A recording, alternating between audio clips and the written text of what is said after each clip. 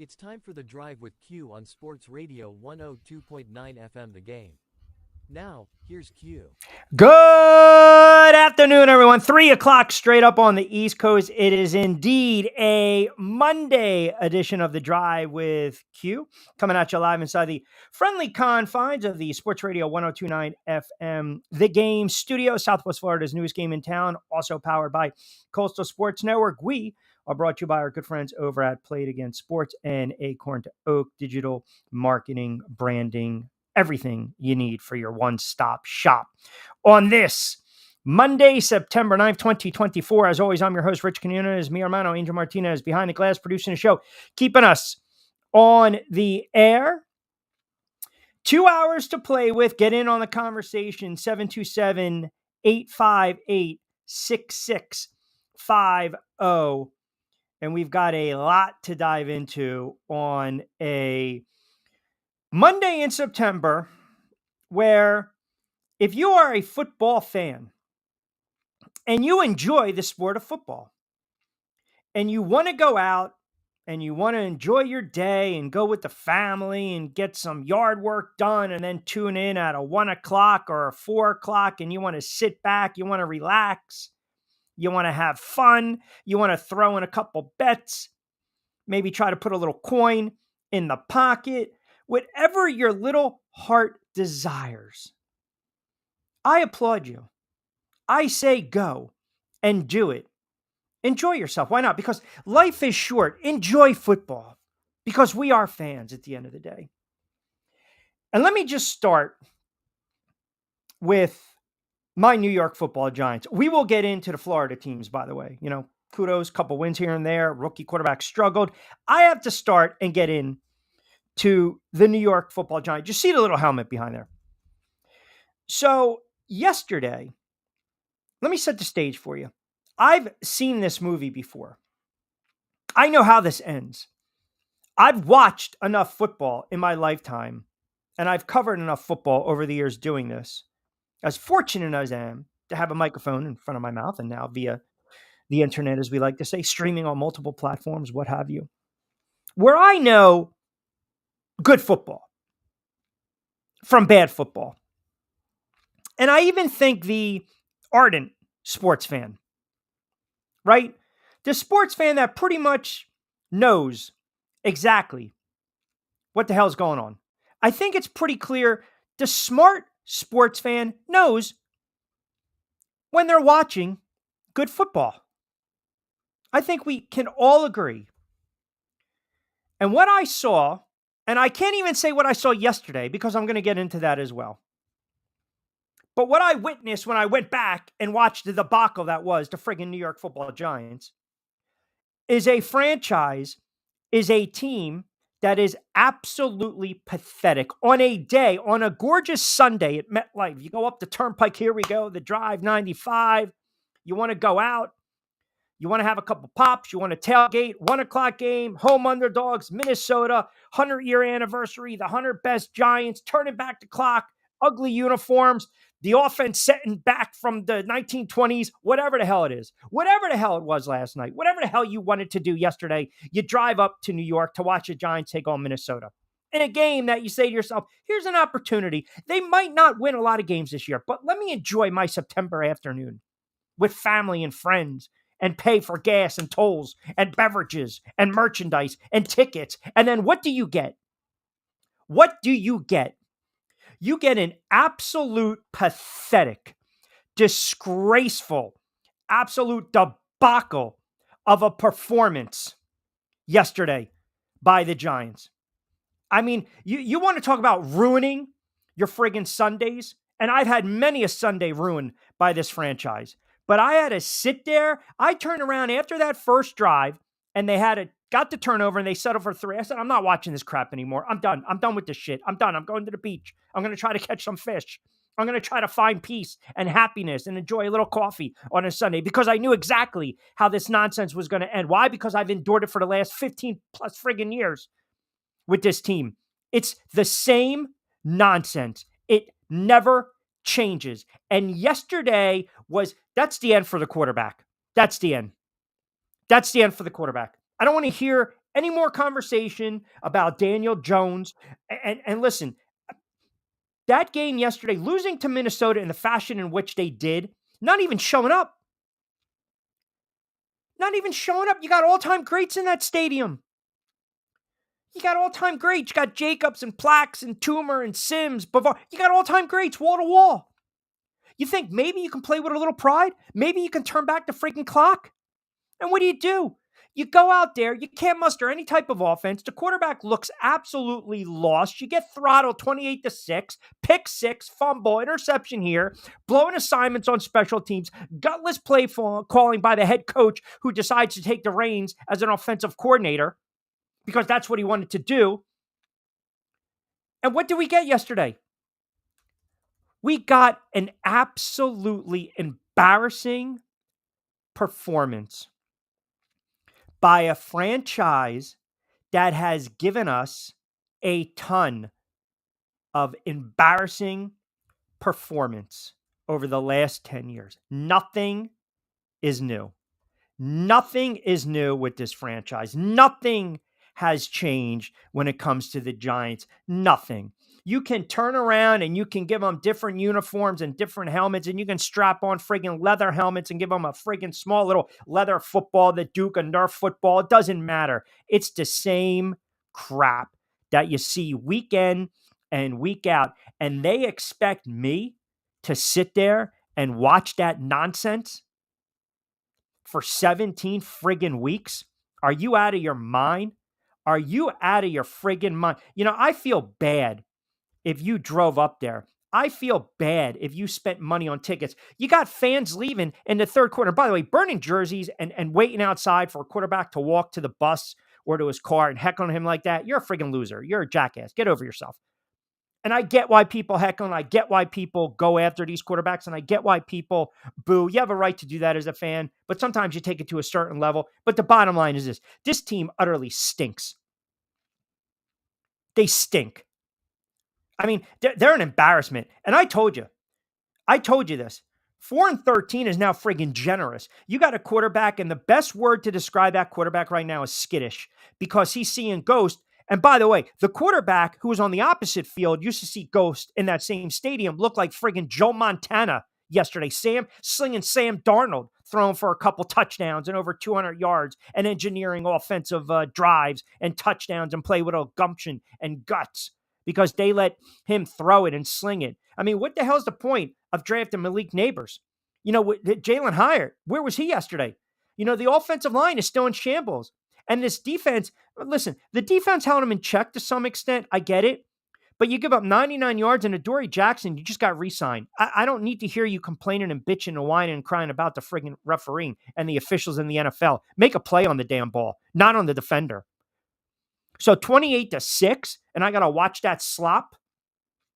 That's embarrassing. You look around the NFL yesterday.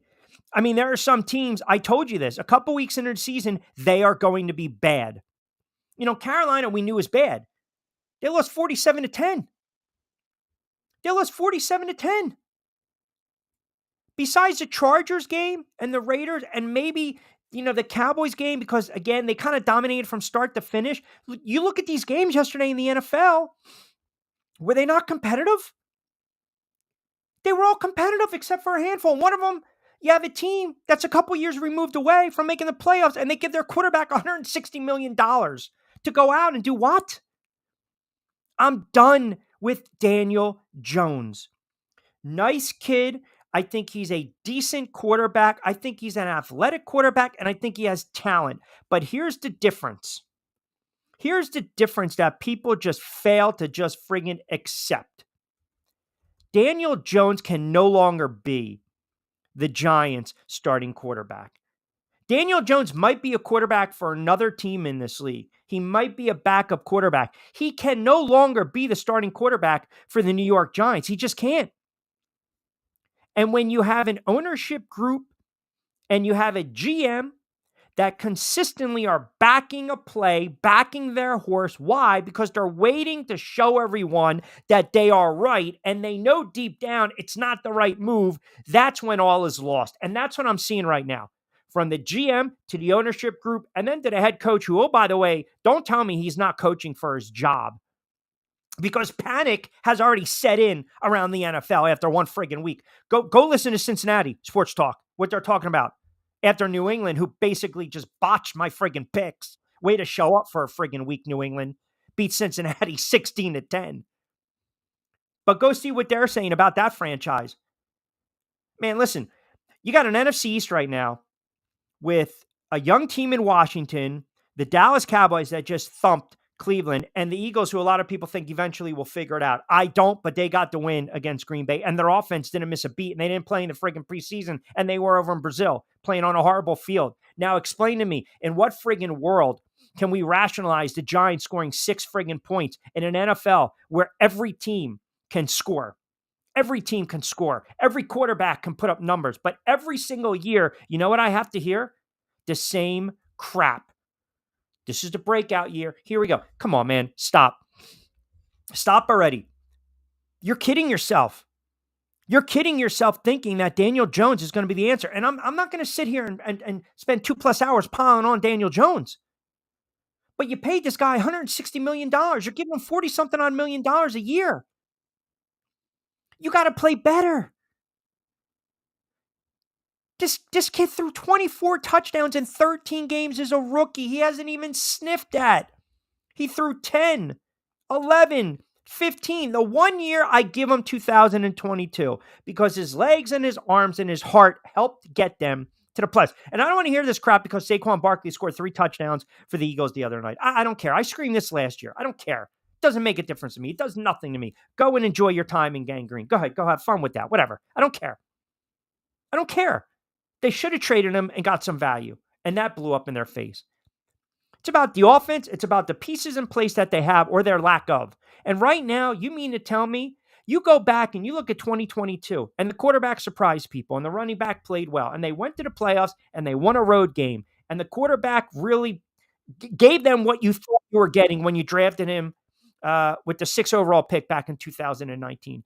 But now we're talking 6th season in the NFL, making the same friggin' mistakes. And when you're skittish as a quarterback and you don't trust your O-line, you are poised and you are going to press and press and press. You're poised to make more mistakes. You're going to be pressed to force the issue. And that's when turnovers happen. Or you take sacks. So either this kid is not understanding the progression still and you're number 6 and he went to Duke and hey, that's great. You're book smart. Or you're just not getting it. Or maybe you just cashed in like that friggin' waste of a space into Deshaun Watson, who I'll get to eventually in the show and in the hour. Because, by the way, Browns fans, Giant fans, you think you got it bad. Imagine waking up today being a friggin' Browns fan and realizing you're stuck with this guy. Terrible person, worst quarterback. But the Giants now are a laughing stock, and they have been for years. And that's what pains me. That's what bothers me the most. Because you have some talent on this team. But in the NFL, if you don't have a good secondary, you have to have a good pass rush. Correct? I mean, that pretty much, a bad secondary, you can kind of mask if you can get to the quarterback. So where are the guys that they're paying? Dexter Lawrence is an all-pro. He's a stud. Sexy Dexy is a friggin' beast. We know that. He's an absolute game wrecker. But then you make the move for Burns. What do you have, a couple tackles? Kayvon Thibodeaux, what am I going to hear with Thibodeaux? Thibodeaux had 1 quarterback hit. That's it. He didn't have any tackles. He didn't have any sacks. I mean, what are we doing here? Look at the ownership group.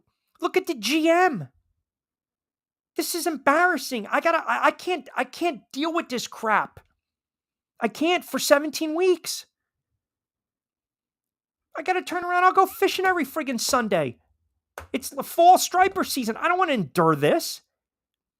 It's madness to think things are going to change. And every fan has been through it, by the way.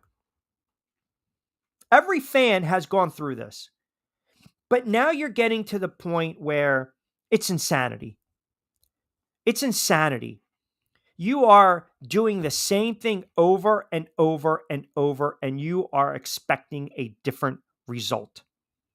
And that is the clear-cut Webster's Dictionary of insanity. And that's what the Giants are doing. And it's making the fans like myself go absolutely batty. 6 friggin' points against Minnesota. Sam Darnold looking like Joe friggin' Montana, connecting on, what was it, 12 straight? Daniel Jones, it seems like he hasn't won a game in 7 years, even though he's been in the league for 6. I mean, he's just been poor. And the head coach, here's another thing. The head coach, who a couple years ago made his bones, cut his teeth on being what? An aggressive head coach. Tennessee on the road. You know what? Tie be damned. We're going for the friggin' win. We're going for 2. Remember that? Do you remember that? Here we go. Got to go for 2, punching in. Saquon used those legs. Giants get the win, open up the season. Everyone feels good, catapults them. That set the tone, the pace, the tempo for a season in which they went to the playoffs and won a road game against Minnesota before Philadelphia humbled them. So you got to what? You're down 14-3. You're down 14-3, and your offense is doing dick. They're doing diddly.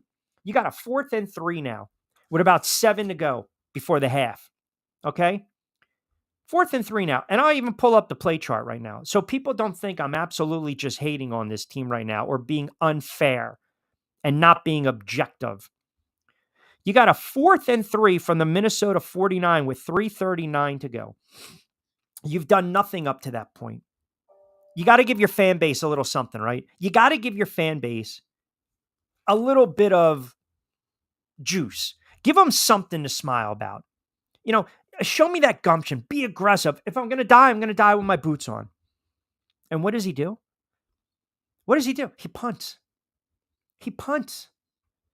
That game reminded me of a couple years ago where they called the draw play on 3rd and 23 or 2nd and 20, whatever the hell it was. It reminds me of a couple years ago with the Shermer era where they were playing the Rams and the Rams had a 3rd and forever and they scored a 56-yard touchdown on a reverse. It reminded me years ago when they had to go in the winds and Eli couldn't even put the ball in the play when they were taking on the, at the time, the Washington Redskins, and Todd Collins of all people was lighting them up. That was a pathetic display of football yesterday. And it's only going to get worse. And I'll say this now on the record.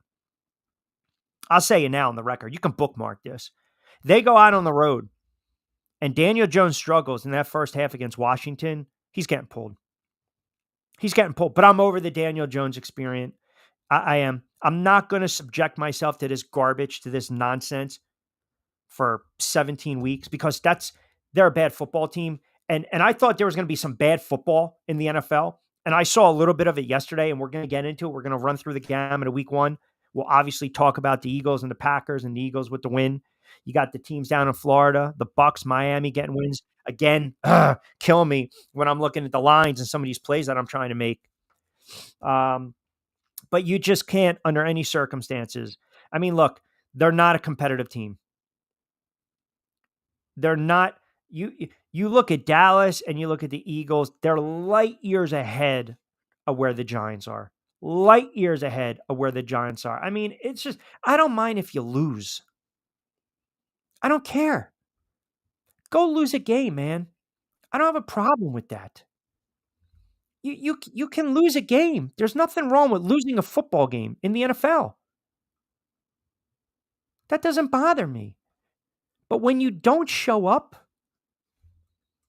and you're unprepared, that's unacceptable. You can't have that. You're making millions of dollars and you looked absolutely lost, man. And how many games, how many times have we gone through this? How many times have we watched over and over? It's like enough is enough. Just move on from it, man. This quarterback is not a horrible quarterback, but he just can't be the quarterback anymore for the New York Giants. He just can't. He just can't.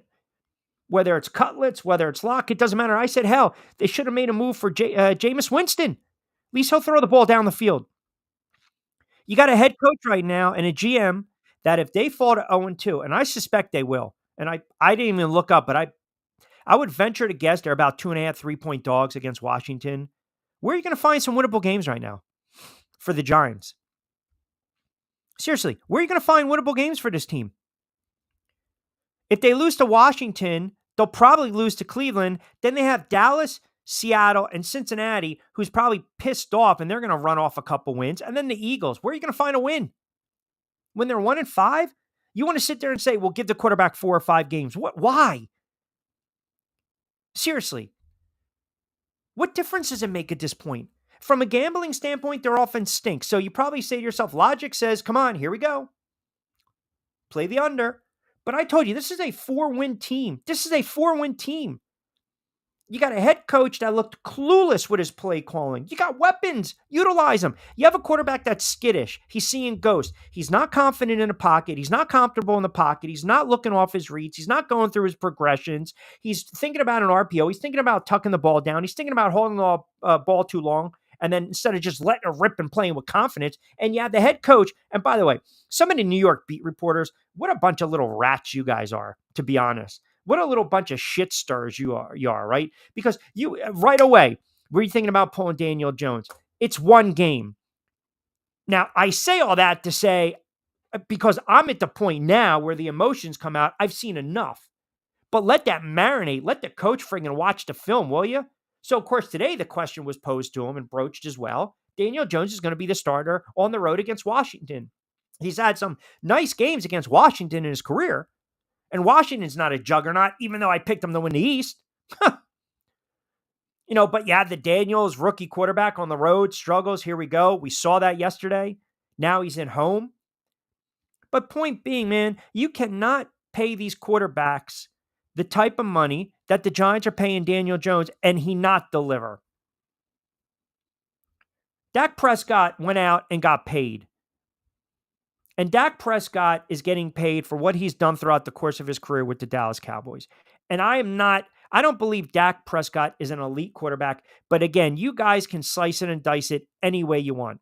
The difference is the Giants took Daniel Jones with the 6th overall pick. Dak Prescott, for a 4th round draft pick, has had a really nice career in the NFL. He just can't win a big game. But he puts up numbers. And he rarely turns the ball over. And he takes hits, and he's a gutsy quarterback. So what does he do yesterday? He goes out and he just slings the ball all over the place. That's all. Just let me distribute here. Let me distribute there. After he gets paid. The Giants basically paid Daniel Jones off of the season in which he played very well, and they beat Minnesota. And then you have egg on your face because the kid gets hurt last year. And now, after 1 week, it's like all bets are off. And when you start to do that, 727-858-6650, you guys can chime in anytime, hop in. But when you start to do that and you start to have your head coaching staff again, just constantly back this guy, it's not good. D from AC had a great time down in Cleveland watching us Cowboys beat up the Brownies. Yeah, listen, Browns might be in for a long season, by the way. What's going on, Penguin AC? They might. We're driving. They might be in for a long season. I mean, like I said, man, waking up on a Monday and realizing you gave Deshaun Watson every single cent guaranteed. And by the way, we'll get into Brady. I know people had all their opinions on Tom Brady and all this other stuff. National window, here we go. But look, this is where we're at, man. And Giants fans, you can vent to me. I know a lot of guys were hitting me up on X and Facebook. At this point, you just want to be competitive. You just want to put out a competitive product. But the problem now is you're stuck between a rock and a hard place, right? It's like, man, I invested all this time in this relationship. I'm just going to suck it up. I have to just rip the friggin' Band-Aid off. It is done. It is over. There's no love anymore. It's gone. It's gone. Move on. And that's where the fan is with Daniel Jones. It's like enough. Yeah, she might be smart. She might be beautiful. She might be charming. But she's also a pain in the ass and I can't trust her. Well, guess what? You move on. Daniel Jones, you can't trust this kid. You can't. Oh, he's athletic. He can make plays. He can scramble. He's got a strong arm. He's talented. He's tough. He's injury prone. He's inconsistent. He's afraid to step up in the pocket. He doesn't trust his offensive line. He's banged up. His decision-making is piss poor for a quarterback who's in his 6th season. Pros and cons, man. Pros and cons. Remember when Ross made that list? Pros and cons with Rachel and friends? Pros and cons. That's where we're at with Daniel Jones. $160 million. For what? To throw the ball to the other team and have a return for a touchdown? No, not happening. No, I'm done. I'm done with this. I'm done with this. And they're going to win a couple games, and I'll probably come on the air happy on a Monday, but the reality sets in, it doesn't matter. The franchise is going absolutely nowhere, and the GM needs to be held accountable because his draft picks have sucked too, and the head coach who's fighting for his job, I don't care what anyone says, he's fighting for his job. When you have, and I said this years ago, with Andy Reid and Chip Kelly and any other head coach, when you're this early in the season and you got fans leaving in the third friggin' quarter, your home opener, throwback uniforms, celebrating the 100 greatest Giants, and you got fans trying to beat the traffic on a Sunday in the third quarter? Heads will roll. Heads will roll if this continues. You want to get away with that in November, December, you know guys are getting fired. But in September, week 1? No, absolutely not. I'll friggin' rake the leaves, man. I'll friggin' rake the leaves. I'm not dealing with this nonsense. I'm just not. 25 past 3 o'clock hour, just cranking it up on a Monday edition of The Drive with Q. Rich Quinones here, Angel Martinez behind the glass. You guys don't forget, we are powered by ION TV. We'll do the drive of the game around the NFL, and I've got a couple of, I think, pretty good ones that we'll highlight. We will run through the gamut of week 1. We'll talk a little NFC East on the other side. We definitely want to get into a win for Miami, a win for Tampa Bay, and already panic time setting in with teams across the league. We'll tell you about it as well. Keep it locked in on a Monday edition of The Drive with Q. Rich Quinones here. And again, don't forget to download the app, Sports Radio 102.9 FM, The Game, 727-858-6650. It'll get you involved on Sports Talk. We'll take you up to 5-ish or maybe a little overtime, depending upon if I want to have a 2+ hour rant on this Monday. Quickie timeout. We'll come back on the other side. ION Tampa Bay is the latest news, weather, and traffic for Pinellas, Pasco, Ellsboro, Hernando, and surrounding communities. Stay connected on X, Facebook, and their website, iontp.com. ION Tampa Bay keeps you informed on breaking news as it happens. Southwest Florida's newest game in town. Sports Radio 102.9, the game powered by ION Tampa Bay. We'll be right back. Adopt US Kids presents What to Expect When You're Expecting. A teenager. Learning the lingo. Today I'm going to help parents translate teen slang. Now, when a teen says something is on fleek, it's exactly like saying, that's rad. It simply means that something is awesome or cool. Another one is totes. It's exactly like saying, totally, just shorter. As in, I totes love going to the mall with Becca. Another word you might hear is jelly. Jelly is a shorter, better way to say jealous. As in, Chloe, I am like so jelly of your unicorn phone case. You don't have to speak teen to be a perfect parent. Thousands of teens in foster care will think you're, rad, just the same. To learn more, visit adoptuskids.org. A public service announcement brought to you by the U.S. Department of Health and Human Services, Adopt U.S. Kids, and the Ad Council. This is the story of a very special woman. In a matter of seconds, she turned herself into a great mathematician or an entrepreneur. Her knowledge was limitless and still is. She could also make monsters disappear, especially those that lurked in the shadows under the bed. Once, this woman put back together a teenage girl's broken heart, which had been shattered in 1,000 pieces. Just by giving her a bear hug. She masqueraded as a regular person at work, but as a superhero at home. Everyone knows her as Gabriella. I still call her Mom. Your hero needs you now, and AARP is here to help. Find the care guides you need to help, complete with tips and resources at aarp.org/caregiving. A public service announcement brought to you by AARP and the Ad Council. Call or text the show at 727-858-6650. Now, back to Q. All right, 3:30 on a Monday edition of The Drive with Q. Rich Quinones here, Angel Martinez behind the glass producing the show. You out there as well, let your voice be heard. 727-858-6650. See a couple guys chiming in. We'll pull them up. We'll punch them up on the board as well. Eagles got the win in Brazil. Sloppy field, horrible officiating, by the way, on Friday night to jumpstart regular season week 1. Obviously, Kansas City kicked off the 2024 season with the win against Baltimore. I wasn't overly impressed by the Eagles, but I think that's a win is a win in the NFL, right? I mean, that's all you can hope for. And for an offense that we thought had some question marks and, how they were going to perform, especially with not getting a ton of reps in the preseason, they put up a lot of points. The over obviously was in play in that one. Again, wasn't overly thrilled with the performance by Jalen Hurts. Talk about decision-making. Again, he's got to know better with some of these bad picks that he threw. Saquon had a big game. Hey, man, credit to Saquon Barkley. Like I said, at this point, I don't care. He's not wearing a Giants uniform. Talk to me when he tweaks an ankle in week 6. But listen, Philly got the win. Dallas pays Dak Prescott, and the Cowboys come out, and they basically just railroaded the Cleveland Browns. That game was not even competitive, man. And you want to talk about having, I don't even want to say quarterback controversy or having issues at the quarterbacking position.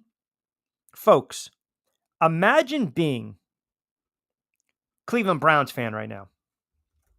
Think about that for a moment. And you gave this guy guaranteed money. And you saw that nonsense yesterday. I mean, that quarterback does not look like he wants to play. And I'm speaking of Deshaun Watson. 24 of 45 for $169. 2 picks. He was sacked 6 times. That game was over at the half. That game was absolutely over at the half. And Dak, again, gaudy numbers. But this is what happens, right? You run the football well. They ran for $102. You get your big-time threats, whether it's Cooks, whether it's Brooks, whether it's Lamb in action. The defense does the rest. And the Cowboys got a nice win to start the season on the road. I have no problem giving the Cowboys credit.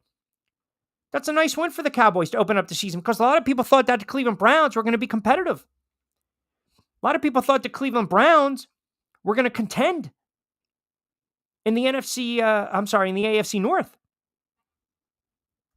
I mean, my God. Whew. You want to talk about buyer's remorse, man. Wow. Absolutely just bad. 727-858-6650. See what you guys have to say. 727-858-6650. Giants team total under should be the play going forward for this offense. Jovan chimes in. Yeah, agree 100%. Carolina might be a wonderful game. Possibly. I'm not too sure yet. Penguin AZ. Packers will be bad. No real backup quarterback. Defense still looking suspect. Watson is struggling in the offense. Wouldn't be surprised if Watson is traded. We're talking about Cleveland, then I would assume. Jordan Love, that was a tough injury with Jordan Love. I think they said multiple weeks. But listen, Eagles still have the same issues, right, with their secondary. And again, you got to get to the quarterback, man. Green Bay had opportunities to win that game. They just couldn't punch it in. You don't win in the NFL when you're constantly and consistently settling for threes, when you need touchdowns against teams that can score. So to your point, agree. But I mean, Deshaun Watson, horrible decision-making. Horrible. Now, I didn't know, and as we go around the league, I'll get into Brady, but I'll open it up with this right now. I know people were very indifferent with Brady in the booth yesterday, right? Because a couple people were asking me, Bob in Summers Point wanted me to chime in and give my thoughts on Brady. I don't know if Brady's going to be overly critical of quarterbacks. I thought yesterday was a good opportunity for him to kind of hammer Deshaun Watson. If you never really heard Tom Brady speak for an extended period of time, like his voice didn't match the face, so to speak, if that makes sense. But again, he'll have to grow into the role. I like the fact he allowed the game to breathe a little bit. I would probably gotten a little more excited if they would have attempted that 71-yarder, even though they didn't. I thought Dallas would have done that, but insinuate, uh, get a little more energy here and there. But it's his first game. Learn to finish your thoughts. That's the other thing, right? When you're on the air, if you notice a couple times, he's like, "Hey, so and so is going to wreak havoc." Like, I don't know. Let me give you an example. He did have the call. I think it was right before Parsons blew up the play, and then it was the tip, and then Dallas got the pick. So he kind of did a Romo-esque and called it. But if I'm using, like, say, the defense, and we're talking Myles Garrett, right? Listen, they're chipping, they're double teaming Myles Garrett. So, no, finish your thought, right? They're chipping, they're double teaming Myles Garrett. He's got to work through that. He's got an ability to fight through that, to get to the quarterback. That's what makes him so special. Like, continue your thought. And Tom Brady's getting paid the money he is because of what he did for the NFL, for the New England Patriots. And when you win all those Super Bowls and all those MVPs, that's why you're going to get a $300 million contract from Fox. So I'm a little more patient in that regard. But yeah, I wanted to hear how he sounded on the air. But as far as that game, not even competitive. I'm telling you right now, you gave Watson all that money, man. All that guaranteed money. And you mean to tell me you don't have buyer's remorse? How can you not? I mean, that's a horrible effort. That is an absolutely horrible effort you got yesterday. Some of these teams didn't even show up. Some of these teams, they did not even show up yesterday. My goodness, Carolina, can you show up in a friggin' NFL game and not get embarrassed on opening day against the Saints? Who, by the way, I was sitting there saying that Derek Carr is going to be checked down Charlie and he scores 47. They put up 47 points. Carolina scored 10. The Chargers, Harbaugh era, here we go. Minshew, I don't think is the answer going forward for the Raiders. They only mustered 10 points. The Chargers didn't light it up, but the defense made plays when they needed to make some plays, right? I mean, that's what you want. And the kid McConkey looks like a nice little player. Seattle at home over Denver, 26-20. Bo Nix, be patient with Bo Nix. There are some throws you don't make in the NFL. I think Archuleta mentioned that late. Probably a play he wants to have back, but the old man, Geno Smith, doing it with his legs, that was the difference. Washington on the road. I told you, I like Tampa, but I still think Washington's going to be a good team. We had Tampa covering the number. And listen, I got to give credit where credit is due. I did not foresee Tampa putting up 37 points. I did not see Baker Mayfield probably having statistically one of the best days of his career, aside from what he did for Cleveland against Pittsburgh in that playoff game a couple years ago. Baker Mayfield was sensational. I mean, Mayfield was 24-30, 289, 4 touchdowns. He was brilliant. They ran for $112. They have a pretty good rushing attack, right? It's going to take a little bit of time, but it's not bad. They're going to pound the football this year, and they're going to open it up. And they got some weapons. The kid White had a couple of receptions. Godwin, obviously Mike Evans, Hall of Famer. That's a nice win. That's a really nice win for them. I mean, I was impressed. I was impressed with Tampa. Jaden Daniels, he's still young, man. And I did tell you two things. I told you rushing props and anytime touchdown. So at least that hit. GPG, gas pump guy. I bet the Browns are kicking themselves in the butt since they let go of Baker Mayfield. I don't know if that's necessarily it. Right? That is your ultimate Monday morning quarterbacking. I think Baker's time was done with Cleveland. And remember, too, Baker Mayfield was coming off a couple injuries. I've always liked Baker Mayfield. I think the kid, he's a gamer. He might not be the most talented quarterback in the NFL. He doesn't really look or play the part. But what he does is he's tough. He's going to put in the time. He commands the huddle. And he's got a little brashness to him, a little cockiness. I think that's why I like him. I really do. Listen, he had that injury. If you remember, he had that partially torn labrum. And that was when they beat the Texans. That was 2021. That's after, by the way, they gave him about $19 million guaranteed. Then he had the right knee contusion. He got banged up, man. Then he was placed on the IR. That's when they decided he's injury prone.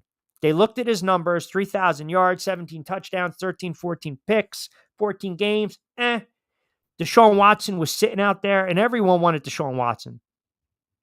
Houston was not going to play him. They weren't going to start him. They weren't going to dress him. They didn't want him anywhere near the facility. And that's when Mayfield requested that he get traded. And he bounced around Cleveland, the Rams. He won that game on Monday night, which was, again, it just shows that the kid's got some pride and he plays with some heart. And now he's found a home with Tampa Bay. I mean, Baker Mayfield has found his niche, his home with Tampa Bay. And that offense works. And listen, that defense, that's a hell of a defense. Look, we saw what Flores did yesterday with Minnesota. We obviously know what they do down there in Tampa and that defense. They get to the quarterback. They get to the ball carrier. They're opportunistic. And that's what the Bucs did. Now, the other game that screwed me, and I was hoping it went into overtime, were the Fish. My Miami Dolphins against Jacksonville. I didn't need that field goal. That's the worry. That's the bugaboo when you get into 3 and the hook, 3.5. And I did go back and I watched pretty much a majority of that game. Miami's going to be okay. Like Miami, just relax on Miami. Not every game is going to be an easy game. And you saw the numbers that Tua put up. And I'll get into the Tyreek Hill situation that transpired early on, arrested, disorderly conduct, was able to play. I text my buddies. I was like, you might as well grab this guy for an anytime touchdown. He's going to go off. And what happened? 7 for $130. Obviously, 80 came on the big play. The turning point was the fumble in the end zone. The touchback, Miami got it. Boom, here you go. They win 20-17. Trevor Lawrence, 12 of 21 for $162. Not good. I mean, just not good. He's got to play better. He's got to play better. I mean, this is a day where they ran for almost 130 yards and they couldn't do anything else offensively. And their secondary is extremely suspect. So Miami gets the win. Tampa gets the win. Nice little opening Sunday for those teams respectively. I already mentioned the Saints absolutely waxing, just destroying Carolina. I don't know about Bryce Young. I don't know what you guys think with Bryce Young. I don't know if this kid can play. I don't know if he's overwhelmed. I don't know if he's a bust. That was absolutely, man, that was tough to watch. I mean, it's just, and there's no reason to be in that game too when you're down 30-something. I mean, they eventually pulled him late. They went to Dalton. Derek Carr put up some really nice numbers. He fished in 19 of 23, 200 yards, 3 touchdowns. New Orleans gets the win, 47 points. Whew. Canales better figure out what the hell's going on with that defense down there in Carolina. Here's another game we called on Friday's show. I told you, well, first of all, I loved Arizona with the points and outright. And they hung around in that game. And now Allen's a little banged up. The line was 6.5. Arizona covered it 34-28. I still believe they're going to be a playoff team. I think Murray played well yesterday. Let me make that first comment. I thought Murray he was efficient yesterday and he did some good things, especially with his legs. They got to figure out a way to get Marvin Harrison Jr. into the offense. The kid had 1 catch for 4 yards, but Buffalo got the win. We'll give you some injury updates. Obviously, Allen in the 4:00 hour. But the Bills, they were desperate, man, because a lot of people are looking at Allen and that head coach, McDermott, just like they're looking at, say, Brian Daboll, Daniel Jones, Jalen Hurts, Nick Sirianni on the hot seat. Caleb Williams, I wasn't overly impressed. The Bears defense won that game yesterday at home, covering the number against Tennessee. Listen, Tennessee's going to have a long season, man. They're going to have a long season. Williams yesterday, 14 of 29 for the Bears. No touchdowns, no picks, got sacked a couple times, had a couple scrambles. DeAndre Swift had 30.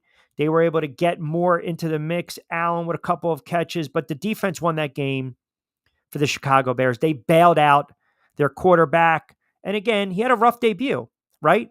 Bo Nix, rough debut. Jaden Daniels, rough debut. It typically happens with rookie quarterbacks. It really does. I mean, you got the first quarterback drafted first overall to win his initial start since when? 2002, and that was Derek Carr. And the Bears just, listen, you're down 17-3 at home. Chicago's looking for that savior, and they just scratched and clawed, and here we go, right? And then you had to pick six, or you had to fumble. I'm sorry, Stevenson picked it up and ran it in. So nice win for the Bears to jumpstart their season. There's a lot of expectations for the Chicago Bears. There really are.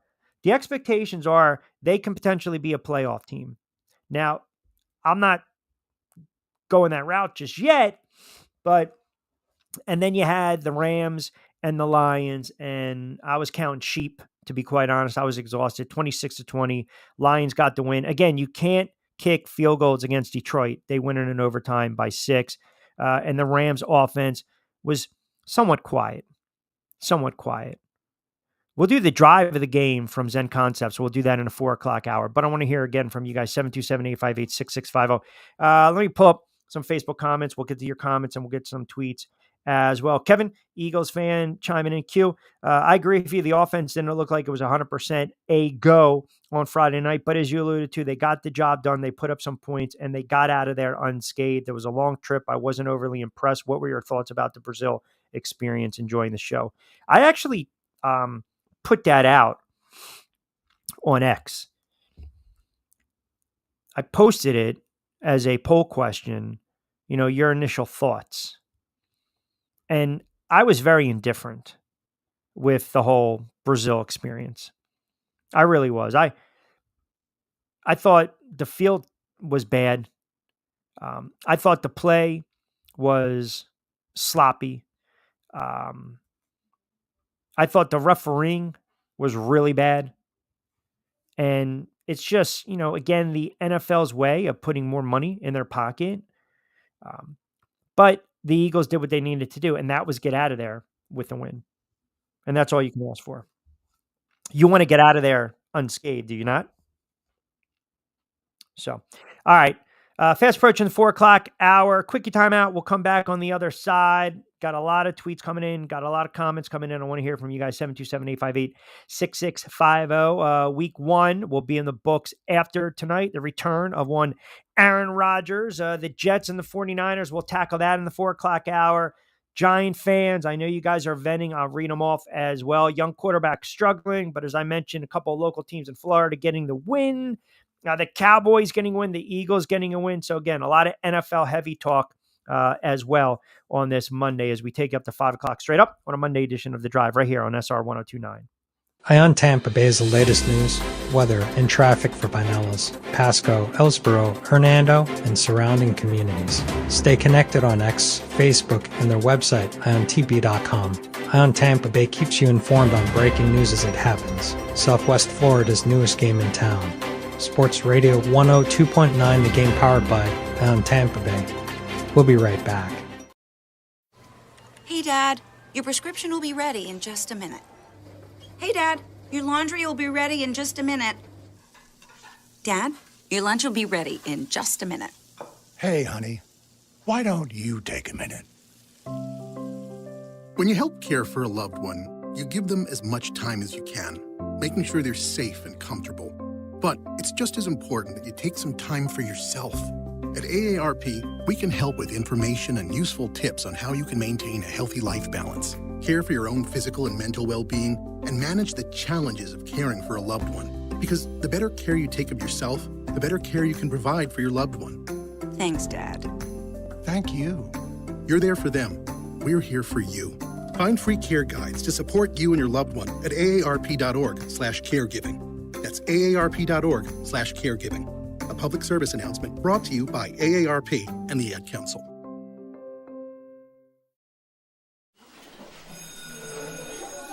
All right, class, let's hear what everyone did this weekend. Jill? Well, I raised my older sister to a big oak tree. It was at least 100 years old. My mom said I must have set a record or something. And then we went down by a stream and perched up on this huge rock and saw all of these little minnows swimming around way below us. And then I rescued my little brother from an evil slug king who was guarding him at the bush fortress. And my sister and I brought him back to our super twig fort for safety. And then we all laid out and told stories until it got dark. And the Big Dipper led us all the way home. Awesome. Where were you, Jill? Yeah. We went to the forest. It's not that far away. Anyone want to come this weekend? Ask your parents to take you and your friends to the forest this week and find the fun, adventurous you. It's closer than you think. Check out discovertheforest.org. Brought to you by the U.S. Forest Service and the Ad Council.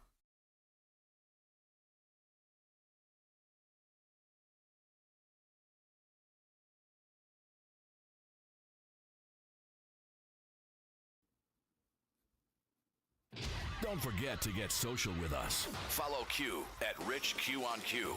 And now, back to Q. All right, fast approaching 4 o'clock hour, 727-858-6650. See a couple guys chiming in on what their predictions are, the Giants. I'll read off some of these comments as well. I want to get into, by the way, I definitely want to get into some college football in the 4 o'clock hour. See what you guys have to say. Brian chiming in. Q, as you mentioned, a win is a win. It doesn't always have to be pretty. It could be ugly, and that's exactly what the Eagles gave us. I agree with you. I thought it was a disgrace to play on that field.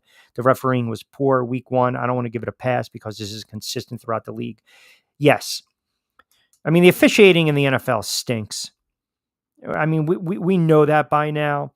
I mean, look, I don't need to hear Adoree Jackson complain. Make a play on the ball, not the man. Right? Make a play on the ball, not the man. And if you're going to continue to do that, then I got news for you. You're going to get flagged all the time. One play does not define a NFL game. It doesn't. But yet people want to sit there and say, oh my God, I can't believe. Hey, man, we know the NFL. We know the officiating in the NFL. It's not good. It's not good. But you have to fight through that all the time. And you got to deal with it. Just how it is, right? Kai on Facebook chimes in. Q, I really wouldn't mind if the Giants would have made a trade for Jameis Winston. Enjoying the show, first-time listener. I mean, at least he's going to throw it down the field. I mean, Daniel Jones isn't. He's just not. And that's the problem. Right? That's the problem. Like, when you are skittish, it's not a good thing, man. It really isn't. And you got a quarterback that doesn't trust. Okay? He does not trust himself. But yet, again, the head coach has to say what he does. Brian on Facebook chiming in. Q, first time catching show. Absolutely love the fire coming from another Giants fan. Kamara, just terminate the franchise so I can look at another team, please. Yeah, that's not going to happen. It's not going to happen. It's bad. It's bad. Joanne chimes in. Today was a bad game. That much is obvious. But I'm looking at all these social media posts, Rich, and again, everyone's looking at Daniel Jones. I agree it's 90% of Daniel Jones. But again, what about the play calling? What about the offensive line? What about the secondary? Everyone's given all these examples about why Daniel Jones should not be the quarterback of the Giants going forward. I agree exactly what you said about 15 to 20 minutes ago. But this is game one. Game one. Everyone needs to pump the brakes, you included. Calm down. It's a long season. Calm down at what? Are you watching the same thing, Joe? Are you watching the same nonsense I am? And you want to keep dealing with it? Come on, stop. Charles, Q, Great stuff to start. Unbelievable mono. I've been an advocate for Jones. I can't forget his 2022 regular season and postseason. With that said, the injuries, the many quarterback sacks, they have taken a toll. You used the word skittish. I agree. He's got zero pocket presence, doesn't recognize defenses, and is not very accurate. I've lived through this before, and I'm not getting used to it anymore. I have a couple good years left. We don't have the benefit of being patient. It may be time to move on from Jones. Yes. 727-858-6650. And again, there's nothing wrong with that, man. Sometimes it doesn't pan out. It doesn't pan out sometimes. But trust me, there are quarterbacks right now around the league. Look at this. Pittsburgh, and I didn't mention Pittsburgh, and I wanted to talk a little bit about Cincinnati too. Pittsburgh yesterday had a bunch of field goals. I think they had 6. Justin Fields didn't even crack 170 yards. But Atlanta was worse. And Kirk Cousins was making friggin' plays that you and I know Kirk Cousins has made throughout the course of his career, the poor ones. 2 picks against the Steelers, who threw out Justin Fields, who didn't light the world on fire, but made plays with his legs, and he didn't turn the ball over. He didn't turn the ball over. I don't care if Daniel Jones is 18 of 25 for 200 yards and a touchdown, and he adds 50 or 35 yards rushing on the ground. Don't turn the ball over. Don't try to play hero ball. Have more pocket presence. Have more awareness in the pocket. You have to trust your line. If you don't, name me a quarterback in the NFL. If they don't trust their line, what do you got? Right? What do you got? Mike texts in on Brady. Wasn't the biggest Brady fan at all. Do you think that Fox tested him out at all or just threw him up there?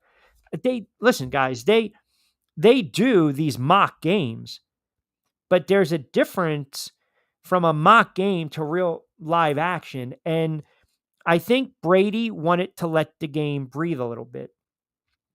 And Tom Brady didn't want to overstep his boundaries, right? He knew his lane, and he had some good points. He had some good points that he brought up, but I also believe as he grows, as he matures as a broadcaster and understands, finish out your thoughts, don't stop, don't pause.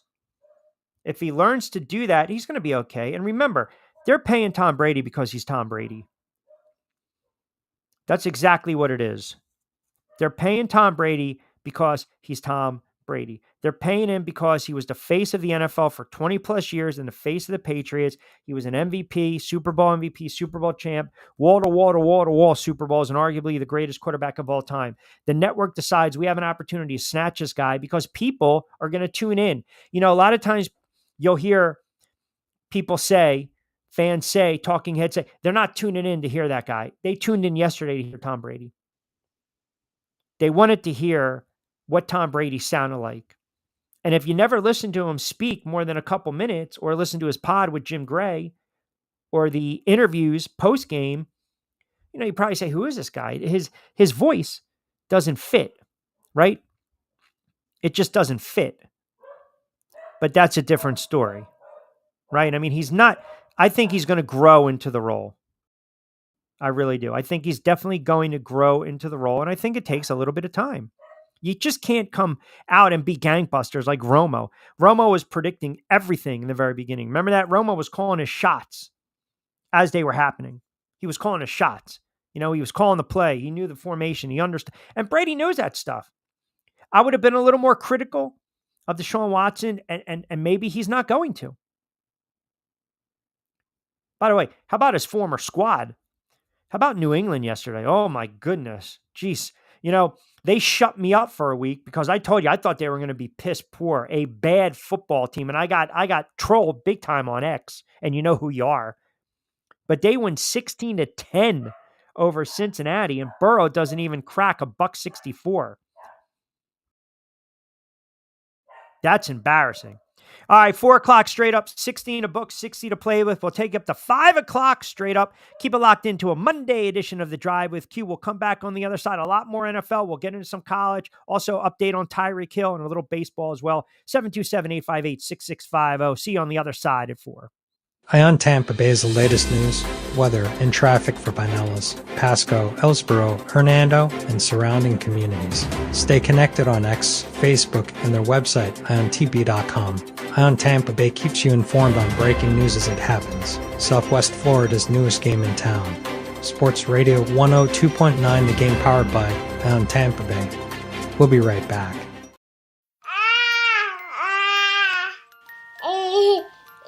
To some people, the sound of a baby babbling doesn't mean much.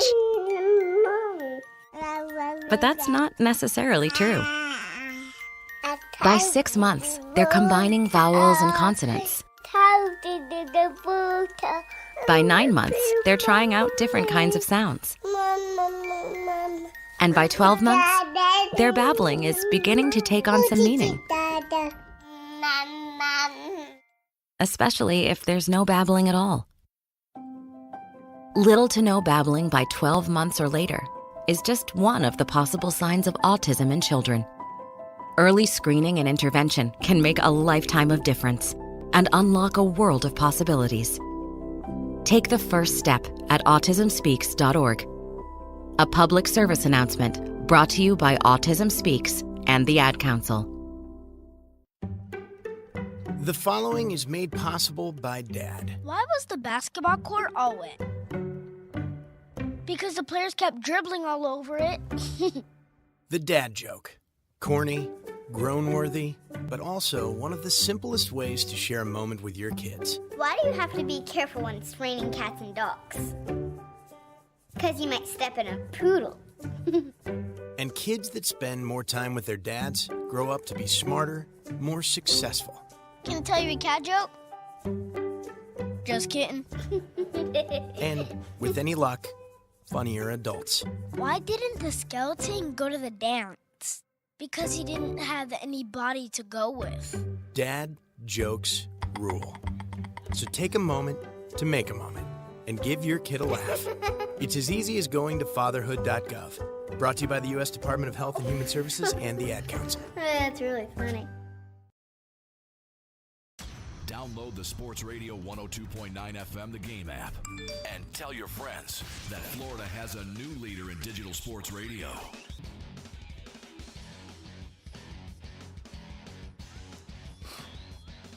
Four o'clock straight up on a Monday edition of The Drive, 727-858-6650.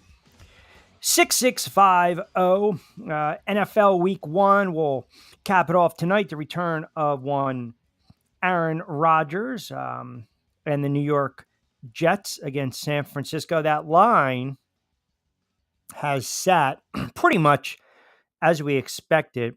I don't know if it dipped a little bit. 3.5, 4. I still like the 49ers at home. We'll do a sneak peek into Week 2 lines as well. 727-858-6650. That'll get you involved. By the way, I'll do the drive of the game at 4:45. Okay, we'll get into that as well. And then, of course, you guys out there on the other side. How about a little college football for a couple moments, and then we'll get back to the NFL. How about the nonsense that is Deion Sanders? I'm sorry. Coach Prime. I'm sorry, Coach Prime. So, well, hey, you have to, right? I mean, after what I saw the other day, where they didn't even show up, where they did not even show up against Nebraska, a friggin' university that has sucked over the last several years. Okay? Nebraska Cornhuskers. We're not talking about the 80s. We're not talking about Tommy Frazier in the mid-90s. We're not. The Osborne, we're not. We're talking about this Nebraska Husker squad. And Colorado goes out, and they absolutely just get waxed. They were no-showed defensively. They fall flat, right? And by his own admission, Sanders comes out and he's talking about the O-line. I don't even care about that. I don't even care that they lost the game. I don't. But, and this is going to rub a lot of people the wrong way. This is going to rub some people the wrong way. But here's where you're at with Deion Sanders. Deion Sanders is a great ambassador. Deion Sanders is a great marketer. Okay? And it worked at Jackson State. All the sizzle and no sauce is not working with Colorado. And he's getting exposed. He's getting exposed. See, when you win, you win. Nobody cares. Nobody cares. But then, and I don't know how much validity we put in this, but I saw the report that he doesn't want, and he actually came back at Barstool because they have a relationship, but he came back at him. There's a report he doesn't want the Colorado fight song. Reportedly told the Colorado band it can't play the fight song after Shedeur Sanders throws a touchdown pass. So the stadium can play his rap song instead.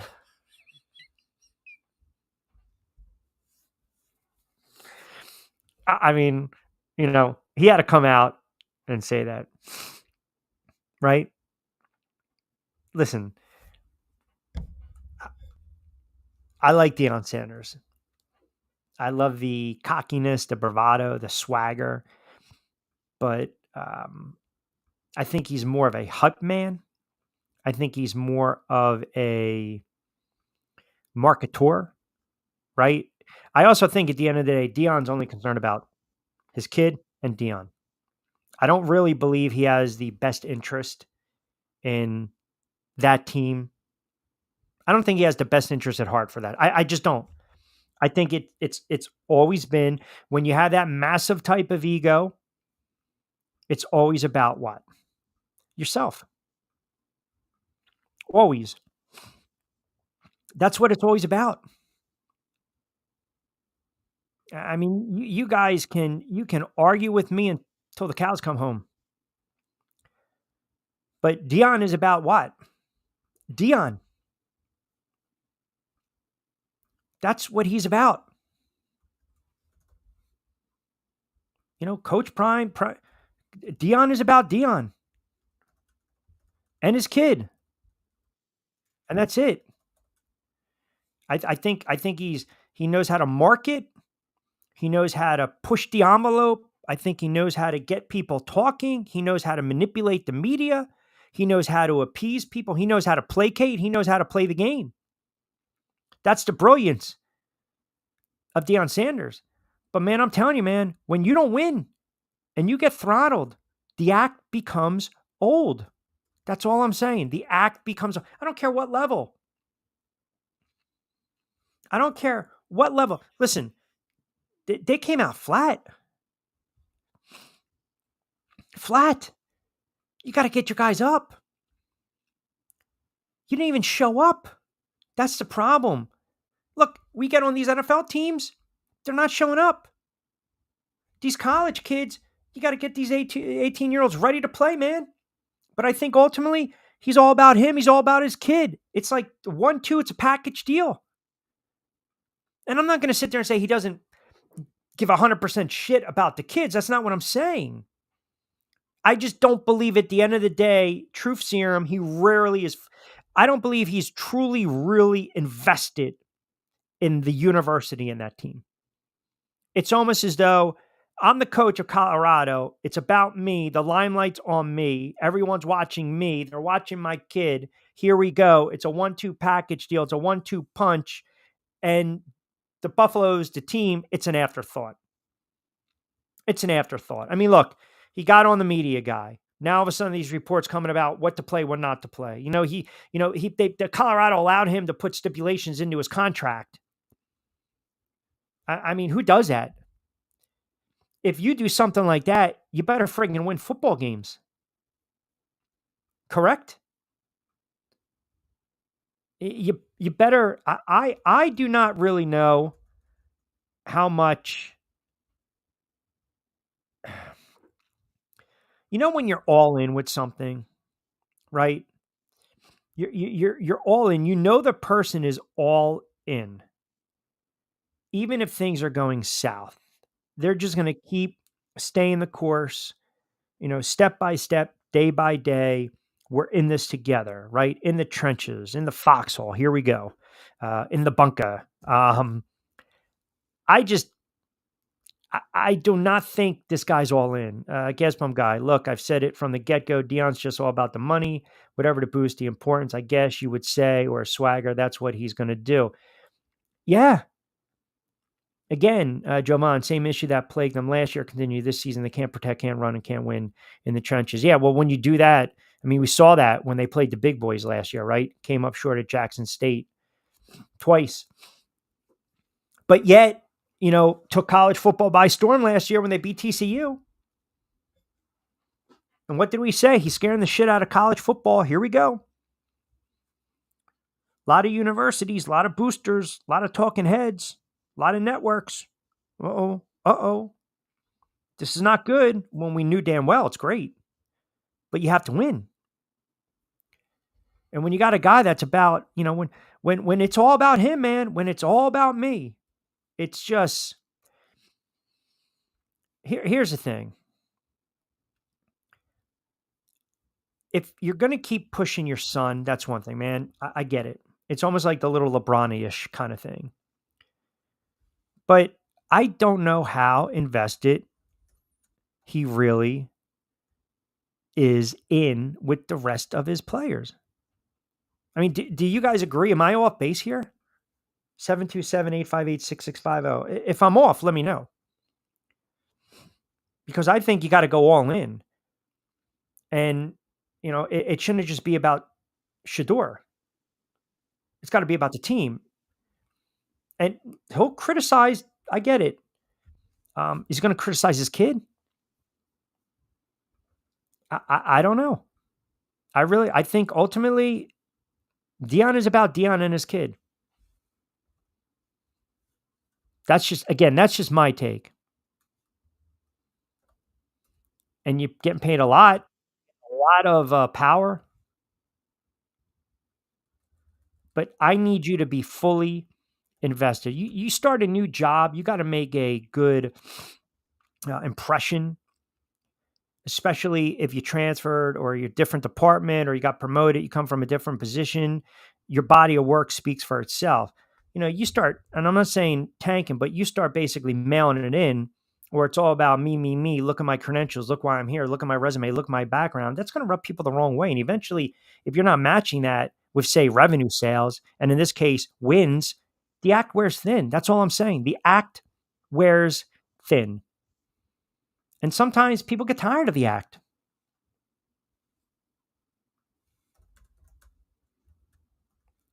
I would. I would. Because I want my guys, I want my coach to win. I want my players to respond. Right? I need a guy to be a leader of men. That's what I need. That's all I'm asking for, man. That's all I'm asking for. Just be a leader of men. Coach these guys up, get them to play. And when you see some of the performances and you saw what just transpired over the weekend, now granted, listen, it wasn't as sexy as for college football. Georgia waxed Tennessee State, Ohio State, 56 points. Even that Texas game, we knew Texas was going to win. Michigan got humbled 31-12. There was maybe one or two, the Boise State, Oregon game, we talked a little bit about that over. And by the way, it hit right at 61, 37-34. Penn State came back. They had a nice little win. Miami, 56-9 over Florida A&M, USC, blanking Utah State. There weren't really sexy games throughout. We told you play the under. Iowa State, Iowa. It's exactly what we got, 20-19. So, an upset here and there, no doubt. But when you have a week like that, everyone's going to gravitate and watch, say, Dion in Colorado. And as I mentioned, you can only the act again, just it wears thin, man. And you got to back to play. You do. You have to. You got to show me something. You got to show me something. You can't be thinking about next year, because here's another thing this is what's going to start to happen. Belichick has made it known. He's going to coach again. So let me just give you the rundown how this might potentially play out. If you look at the AFC right now, let me give you a team. And I don't even know, Tomlin, Harbaugh, no changes in Cincy, Cleveland, Houston, no, Indianapolis, no, Jacksonville. Let's just say Jacksonville right there because of Doug. Rest of the AFC, maybe McDermott in Buffalo, Robert Saleh in New York, but I don't know if a guy like Belichick wants that type of job, right? With the Jets per se. But then you look at the NFC, there's going to be some movement. Dallas got to win. The Eagles got to win. Doesn't mean that their season is going to be a successful one. We know Belichick has an affinity for the New York Football Giants, right? So again, I say it to say this. I'm not going to say that Deion Sanders is going to coach in the NFL. But when a coach gets fired, say Mike McCarthy, if he gets fired in Dallas, right away the connection will be Deion. It'll be Belichick, but you'll hear the rumblings about Deion, and then, here we go. Here we go. Is he invested? Is he trying to go to these houses? Is he trying to recruit these kids? What about guys jumping on the transfer portal? This, that, the other thing. And that's telling me if you got one eye or one foot out the door, then you are not fully engaged. And that's the problem I have. When you go out and you bring a guy in like Deion Sanders, who comes in with such gravitas, such swagger. And they won a couple games last year, and they were shaking up the world, right? They were world beaters. They were shaking up the world. How about the U? They played against Florida A&M, but they're still consistent. Yeah, that was a good win from Florida. From Miami. I told you, I like Miami this year. I think it's going to be a big year for the Miami Hurricanes. I do. I really do. I think they have an opportunity to really make some noise. Look, we know the numbers that they put up offensively. They're probably going to trounce Ball State. I think they're laying 36.5. Then they have South Florida, Virginia Tech. I mean, where are they really going to be tested? You would probably have to say mid-October.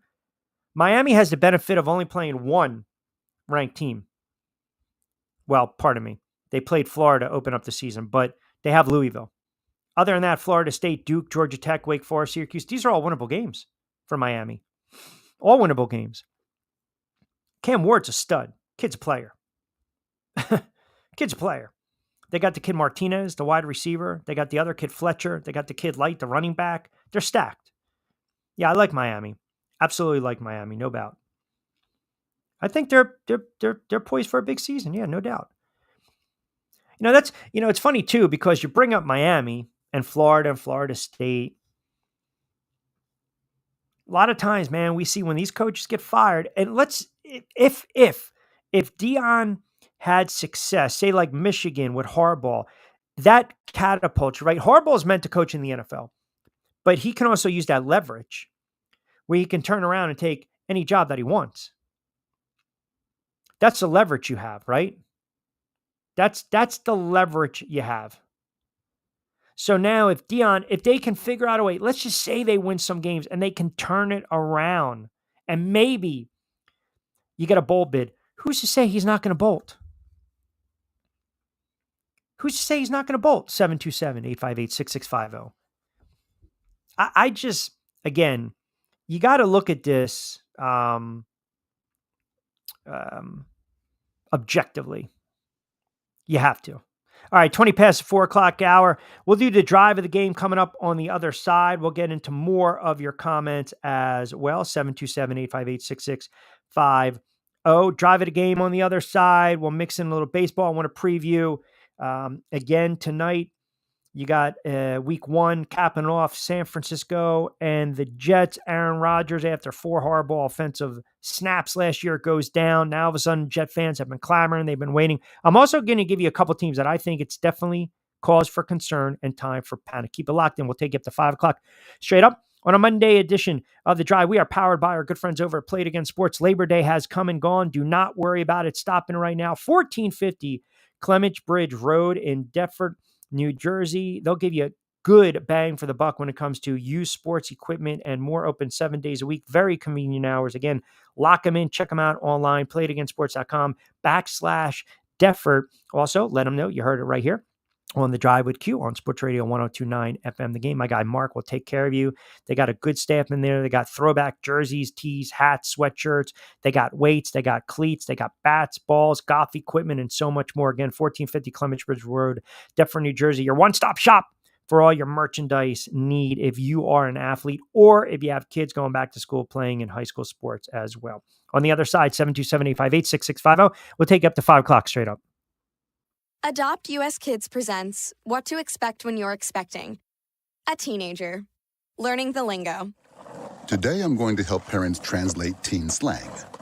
Now, when a teen says something is on fleek, it's exactly like saying, that's rad.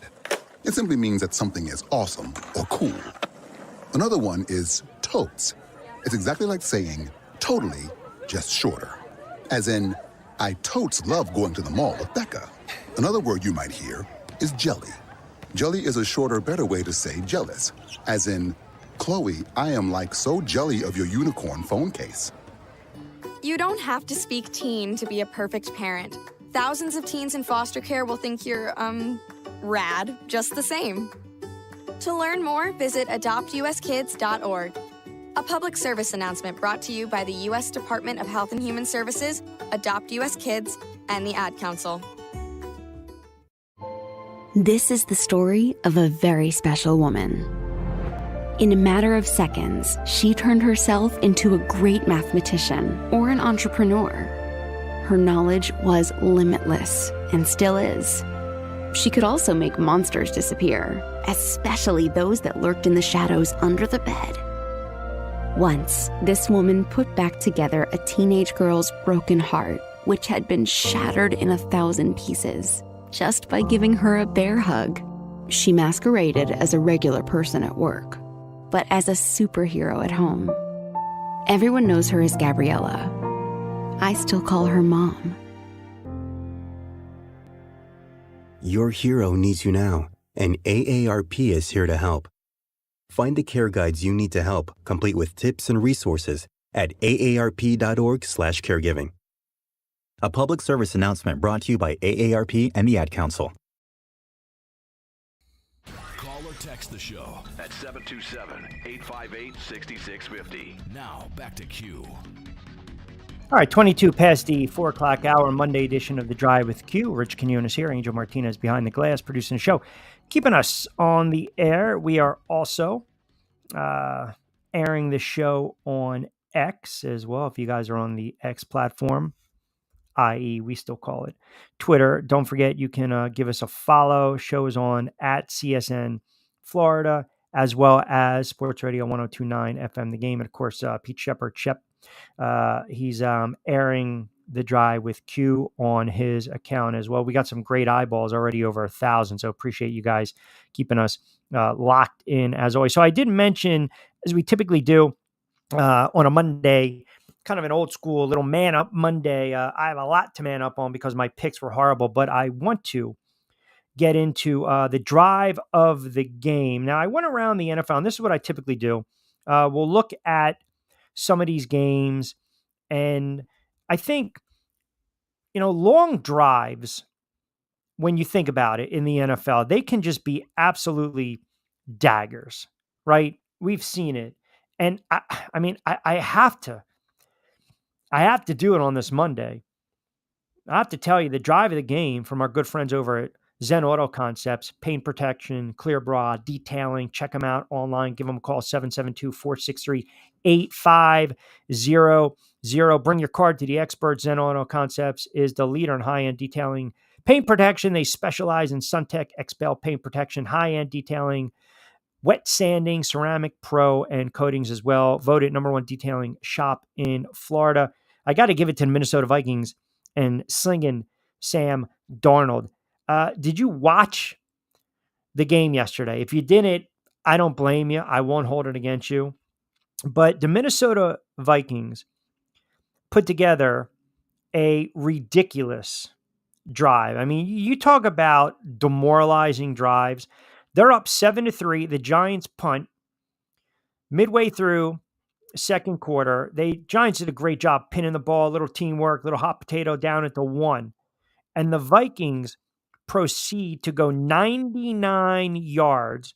They cap it off with a Darnold touchdown pass to Justin Jefferson for 3 yards on, oh, by the way, 4th and 2, gutsy call. They go up 14-3. They never look back. But Darnold, sensational during that drive. This is where it was a little different, right? They convert basically, they get Giants get a 3rd down stop, right, on 3rd and 8. Minnesota picks up 6. The Minnesota Vikings did not have 1 3rd down aside from that drive. Everything was 1st down, 2nd, 1st, 2nd. And it shows you how bad the Giants secondary was and the fact that they couldn't get a pass rush. But they went, Minnesota Vikings, turn around, they go 11 plays, 99 yards in about 6.5 minutes.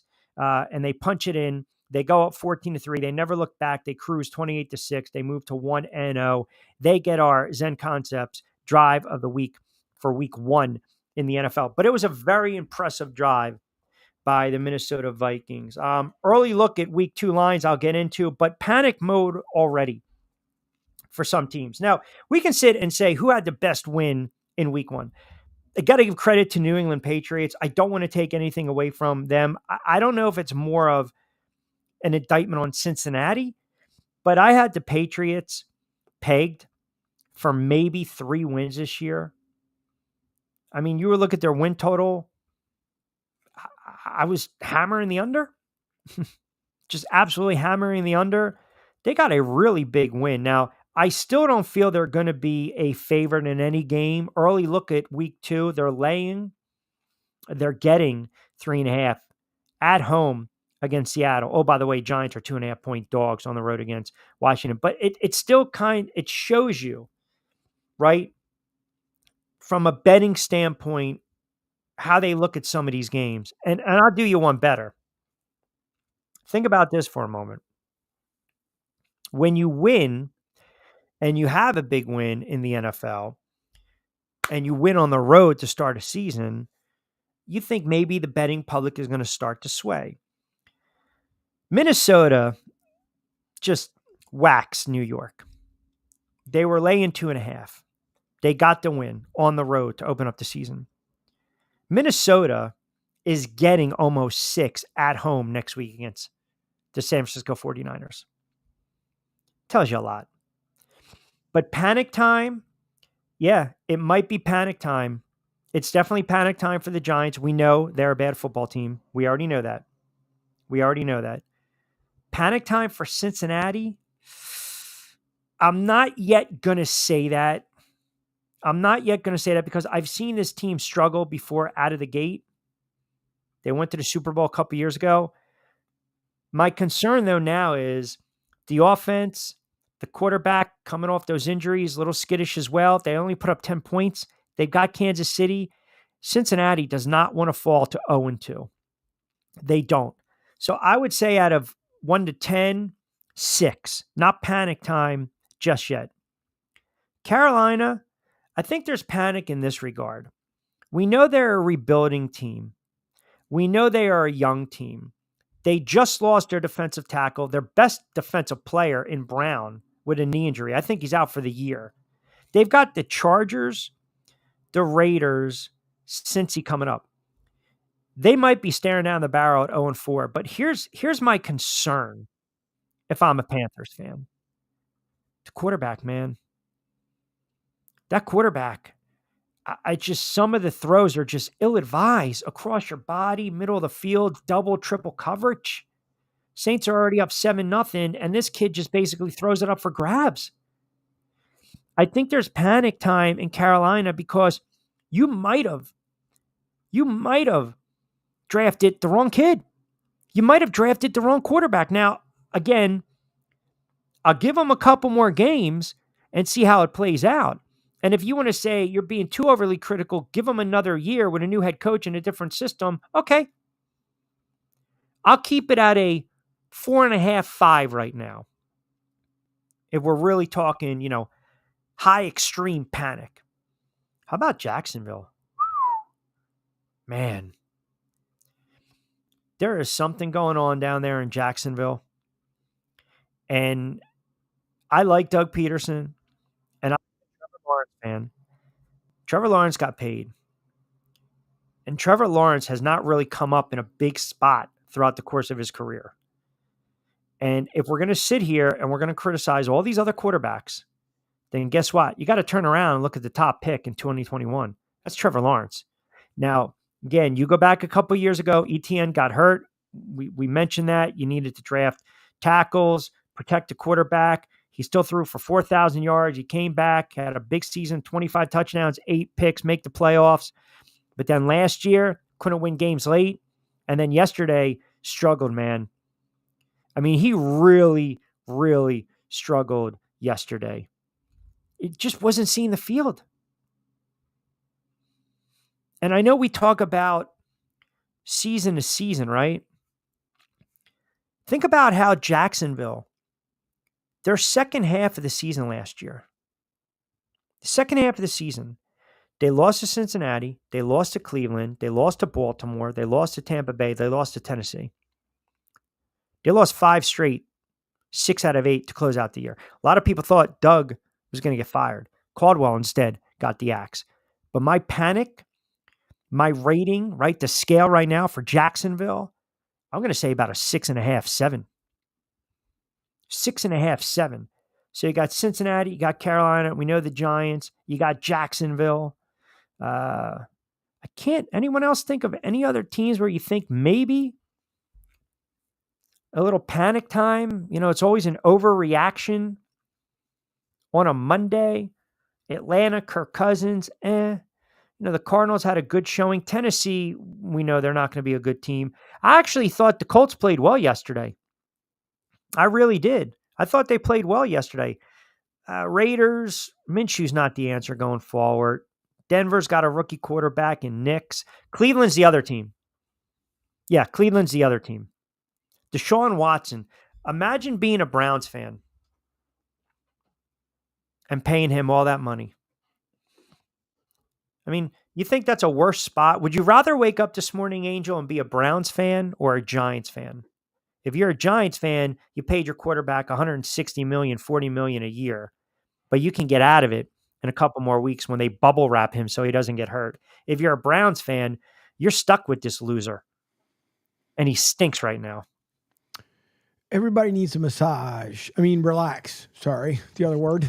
Listen, if you're a Browns fan, you're not feeling good about the season. You're just not. And I think like other teams that have signed busted people, switching over. Sixers know about this, about Andrew Bynum many, many moons ago. Ben Simmons not too long ago, even though it's a whole different aspect. But if you're a Browns fan, you're not feeling good this morning. I don't care who says what, unless you have what? Jameson steps up and decided to go with him. I mean, because Deshaun Watson, to me, was not the answer for Cleveland. I mean, other than the Texans doing themselves a favor and, taking him out of town, sending him out to Cleveland. But right. You're not going to get any production out of Deshaun Watson. Well, I think you're at the point right now with Deshaun Watson where it is really classic buyer's remorse. Yippers. And I look at him, I see a quarterback that's very disinterested. I see a quarterback that knows he got paid. I see a quarterback that, he's not fighting for his job. He's not fighting for his career. And you're making all that money, all that guaranteed money. And again, you got to do better. You got to do better. A couple people asked me about the Tyreek Hill, and I know there's a couple of reports coming out. I just wanted to make mention of that as well. That's a bad situation all around. Yep. I know the police union said that Tyreek Hill was uncooperative during the traffic stop. He was pretty emotional prior to the game. Obviously, he balled out during the game and then spoke a little bit after the game. I know everyone's got their opinion on it. I just saw that the Miami-Dade Police Department released a statement. I think there's also some audio as well. And so this was from, let me pull this up. So the union has not been able to view body cam footage, and officers didn't know who they had pulled over Sunday morning. I want to cite, this was on Andy Slater's show down there on Fox Sports Miami. And this is from, I just want to pull this up. I believe it's from you. I don't want to assume. So this is from Stedman Stahl, the president of the South Florida Benevolent Association. That's what he said in a statement. Upon being stopped, Mr. Hill was not immediately cooperative with the officers on scene, who, pursuant to policy and for their immediate safety, placed Mr. Hill in handcuffs. Mr. Hill, still uncooperative, refused to sit on the ground and was therefore redirected to the ground. Once the situation was sorted out within a few minutes, Mr. Hill was issued 2 traffic citations and was free to leave. So I know more information, and once you see the body cam, more information is going to come about. But your first reaction when you hear that, and obviously it was a big story yesterday prior to the games. Not even that. Well, you also look at it too, that you had Tyreek Hill himself said he wanted to work with Miami-Dade to turn a negative into a positive. From what he had stated, because he said that he felt like, and again, we don't know.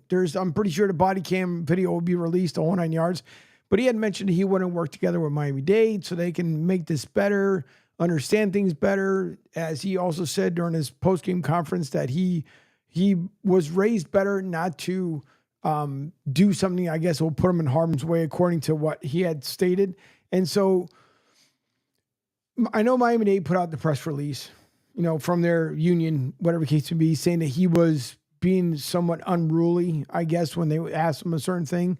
But it's going to be really interesting to see how either or side will either spin this, if it's going to be a spin or if it's going to be that they, in the body cam footage, which to me, here's my thing. I think if you already have footage of what happened, because obviously there had to be an initial officer that walked up to their car. The same way that if he was being unruly behavior on the road, again, there's still cameras on the motorbikes as well. So if I understand they have to put the investigation together, but you're going to get the one side, which is the fans that were recording the stuff. Obviously, the players had pulled over to ask what was going on. Put the initial stuff out there, and then instead of putting a statement basically saying what it seemed like to me from that statement was, it is what it is, or it was what it was, and there'll be more to follow.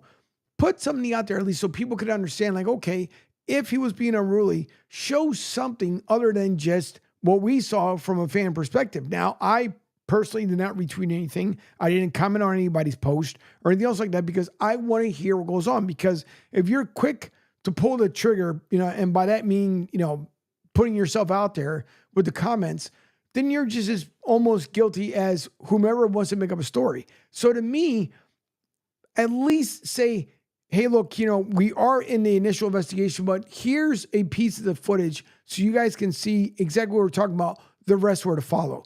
But you put out a blanket statement basically saying, believe us, don't believe what he says, and then there'll be everything else to follow. I don't understand that. Dashboard cam when the video comes out. I mean, I know that the one Miami-Dade police officer has been placed on administration duty. Right. And again, it shows about 4 officers surrounding him as he was in handcuffs. I mean, it's listen, you never want to go through that. That's a horrible feeling, right? He was pulled over a block away from Hard Rock Stadium. I mean, a block away. It's not like back in the day, man. You watch those old videos in the 60s, 70s, 80s. You got Terry Bradshaw coming up to the gate, shows his car, and the guy lets him in. It's totally different now, right? You got cones, you got a manure, you got traffic. You got, it's just, And again, listen, I think Tyreek Hill tried to put a positive spin on it, and he brought us some really, valid points. But again, you're right. It's, you'll have IA involved. You'll have internal affairs. They'll go through the investigation. They'll review the matter. And listen, hopefully that the Miami-Dade Police Department is going to be transparent. That's what we hope. Yeah. But sure. I mean, but we don't always get that, right? We unfortunately, we've seen too many times where situations escalate or they're not diffused. And, I give him credit. He just, again, it's just, you got again, and again, this is going down the rabbit hole, but we've been going through this for years now, right? Where throughout this country, there's always these conversations with the brute use of force and what's justified, what's not justified. And again, how to handle a situation, how to de-escalate a situation, how to not let it escalate, how to be the peacemaker, right? There's good cops and there's bad cops. More information is obviously going to come to light, but I'll tell you, man, I got to give them a hell of a lot of credit because I think a lesser person, you're talking about being handcuffed about 2-3 hours prior to opening up the season, playing an NFL game at home, and you got to block out that nonsense and you got to get to the stadium and you got to turn around and then you got to play and you got to ball. And that's the official statement, I believe. Yep. From the South Florida Benevolent. Yep. Yeah, there you go. Association. And according to the statement, here's what's read here, September 9th, Miami, Florida. Quote, before the Dolphins game yesterday, an incident occurred where Tyreek Hill was placed in handcuffs before being released.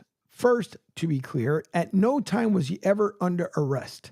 He was briefly detained for our officer's safety after driving in a manner in which he was putting himself and others in great risk of danger.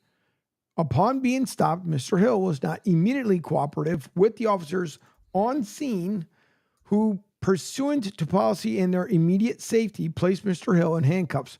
Mr. Hill, still uncooperative, refused to sit on the ground and was therefore redirected to the ground. Once the situation was sorted out within a few minutes, Mr. Hill was issued 2 traffic citations and was free to leave. We would like to stress to the community to use this as an opportunity to remember that it is always best to obey lawful police commands first and complain later. That's an interesting statement there. But we have worked hard across all communities to bridge the gap between what people believe law enforcement should and can do, and will continue to do so. In this case, while we wait for the investigation to run its course, based on what we know, we stand with actions of our officers, but look forward to further open communication moving forward. While we are confident in the actions that led to the stop of Mr. Hill, as with any investigation, we will wait for all the facts to come out, along with explanation to Mr. Hill have for his actions that initiated this unfortunate conduct. Signed, Stedman Stahl, President of the Benevolent Association of South Florida. I think the interesting take that I had was the same way we would like to stress to the community to use this as an opportunity to remember that it is always best to obey lawful police commands first and complain later. Well, I mean, listen, you got to remember a couple of things here. He has to back his guys first. Right. He's not going to say anything less. Right. So he's putting it out there that maybe, I believe they know what's on the dashboard cam already. Right.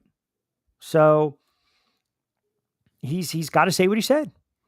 He's got to say what he said. How fast could you possibly be going to put people in grave danger when alleged they were already close to the stadium, to Hard Rock, and I think the max you might be able to go through is like 35, and then you come up to the traffic and you might be going like 15 or so. Now, obviously, everybody slowed way down because they're watching the action, what was going on. But even still, like, and I'm not one way or the other. And I serve this great nation of ours, and I love the cops as well. But at the same time, too, how much and how fast could he have gone? And if you're making that statement, again, at least put out there, here's part of the initial investigation, the rest is to follow. So therefore, you're not leaving everybody kind of with this open blanket statement like he did something wrong, but we're saying that he may not have done something wrong. You think it was racial profiling?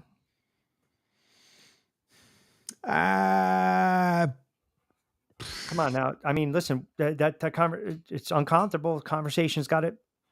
Topics got to come up. Conversation got to have it, man. Got to have it. We just can't go like this. Right. I mean, you got to think about it. If the way Tyreek said it again in the post game, that he had mentioned that, you know, if he wasn't Tyreek Hill, if it was somebody else.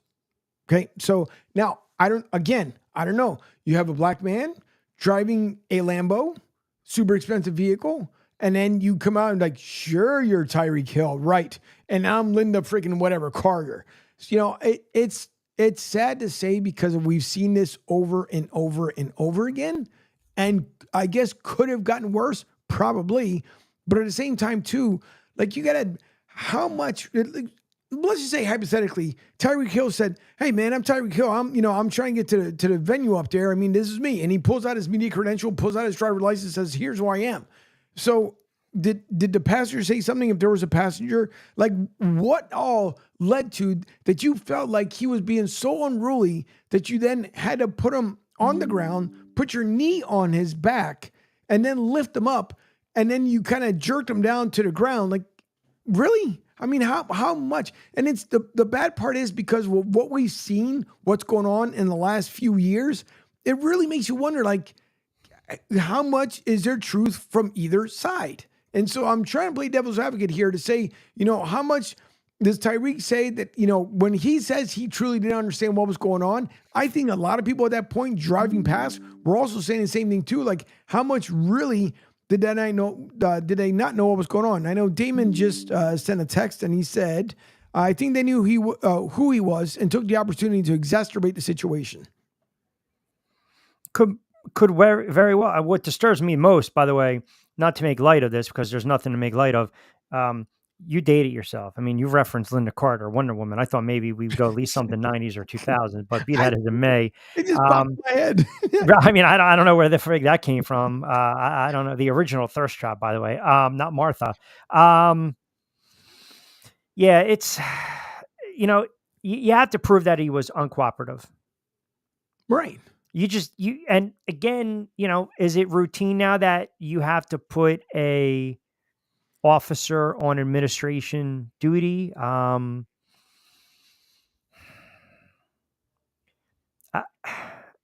Like I said, I try to look at it from all angles. And I think if people listen to me for years, they know I have law enforcement in my family. My father was a New York cop for 20 plus years and a detective. But it was, you know, a different time, right, than what we're living in right now. I give the kid a lot of credit going out there and playing. And I'm sure, you know, his adrenaline must have been spiked. You know, he was probably shaking. He was probably emotional. And his remedy was to go out there and just flat out ball. And that's what he did. And I just, like I said, I can't imagine, having to go play a game. It's just not a it's not a fun thing to have to go through. And he did what he needed to do. And the comment, you know, what if I wasn't Tyreek Hill? You know, it people don't want to hear it, but it's true. I mean, it's true. And I know people are going to sit there and say, well, there you go. You're bringing race into it. But how do you not in this situation? Right? Until we find out what really transpired. I mean, you just, again, as you mentioned, you know, here's a guy driving a McLaren, you know, 720, whatever the hell it is, as sports car. Here we go. You know, do we know how fast he was going? You know, do we know? Again, everything will come out, right? Everything will come out. And he said he didn't try to name drop.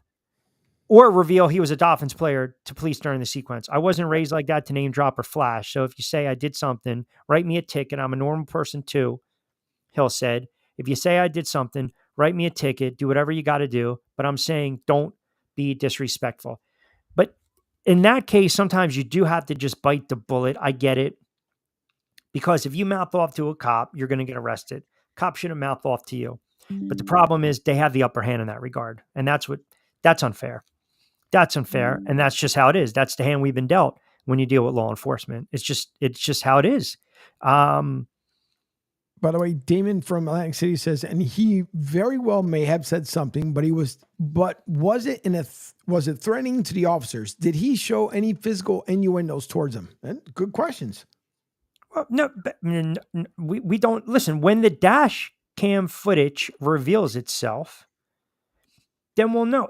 It's a disturbing scene, man, right? Because you don't really hear a football player trying to get into his own stadium being detained, stopped, and handcuffed. Right. It's just very, it's beyond rare.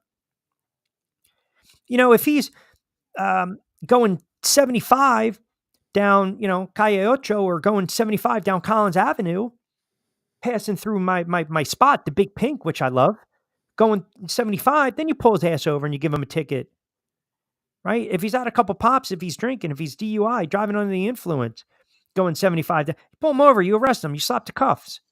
More information's got to come out, but I'm telling you right now, you'll start to hear from the legal sense. What was this a racially profiled? Was he racially profiled with the stop? Right. Now we open up another conversation, because I don't care if this is Tyreek Hill, the cheetah, one of the best players in the NFL, or another, fourth round draft pick African-American player in the NFL. We're still going to have this conversation, and rightfully so. Rightfully so. And it's unfortunate, man. It might turn out to be a very bad look. But again, you have to, I hate to say it because nobody wants to hear it. You don't rush to judgment on either side, right? You just don't.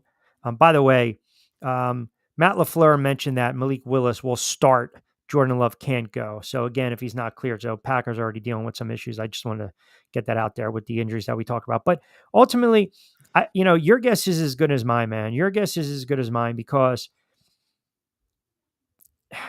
I just can't, like I said, you're going to the game. You're going to the game. And then, hey, by the way, who the hell are you? Traffic stop. And there's so much more we can just kind of dive into, with this. There's a lot more layers that are going to have to be unpacked, right? If you will. Is this Tyreek? I mean, we have sound on this? Yeah, it is Tyreek Hill. And he said, what if he wasn't Tyreek Hill? And I was trying to actually find, because this morning on ESPN, they had the bullet points of the conversation. And I don't know if ESPN decided to take it off, whatever case may be. So I found this one, but this was part of the conversation that we're having yesterday. What happened? Right now, so I've been trying to figure that out too. Man. Right now, I'm still trying to put it all together. So I'm not going to give you a version that I still don't know what happened. You know what I'm saying? But I do want to be able to use this platform to say, like, what if I wasn't Tyreek Hill, bro? Like, worst case scenario, because it's crazy. Like, I want to be a cop one day. I got a state trooper hat, all that, so I got a lot of respect for cops, man. But obviously, everybody has bad apples in every situation, so I want to be able to, use this platform, to figure out a way to, like, flip this and, make it a positive on both ends, on my end and then also Miami-Dade, so that way we can team together and, do something positive for the community, because that's what it's all about, bro. Like, you guys are here to, like, protect us as individuals, and, I have a platform and I want to be able to team up with you guys, so that's all I got to say. All right, so that's Tyreek Hill talking to the media. Obviously, Dolphins, I believe that's from the Dolphins site, Dolphins Talk or Dolphins.com. So, yeah, I mean, listen, he's saying all the right things, man. He's saying all the right things, and more will come to light, obviously. But it's a story that's not going to go away, pardon me, anytime soon. I can tell you that right now. It's not, by the way. Damon from Atlantic City says, as I put it up here on the screen, says, but to be frank, Florida has had its fair share of race-related issues. Mm-hmm. Florida has, everywhere on the country has, but yeah, has. Listen, I reside in Florida, so there's been plenty of stuff that's happened down here. But again, it's a big can of worms to freaking open up. But I would love to know two things just quickly initially out of the gate was, post a video up there that shows, because every car in Florida that's related to police agencies have the dash cams on them, including the bikes, the motorbikes that are on patrol as well. So show it. If there's the initial conversation, you don't have to put the audio, at least show the video showing him that he was putting everyone in grave danger. And then the other thing as well is the initial, tap on the window. Did he put the window all the way down? Just something, because if not, if it escalates to something being bigger, thankfully it hasn't yet, and hopefully it won't. And Tyreek Hill both said, he said that he would love to work with Miami-Dade to fight. But not to cut you off, Angel, where did they say they were afraid something was going to escalate? Apparently, did I not? Yeah, go ahead. So I guess when they spoke to him initially, and then the other thing was, I guess his driver, because he was uncooperative, right? So I listen. I don't freaking. I don't understand. I don't freaking get it. And if you were that close to the stadium, was he coming? Did he go from lane 1 to lane 3 back to lane 2? I'm just trying to make heads or tails of it. Listen, I get you. And listen, the other thing, we gotta be fair here. Remember what happened last year? He was an investigation by the Miami police, right, for the assault and battery. After it was reported that he got in an argument at one of the a South Florida marina, right? Right. And then he hit the worker, and then the later resolved that dispute, meaning here's some money, right? But again, not saying apples and oranges, but sometimes the reputation has a tendency to precede you. I'm not saying that's the case, because if we would have saw him flailing and swinging at cops, that would have been a different story. Then you don't have a leg to stand on. I don't care what the cops said to you.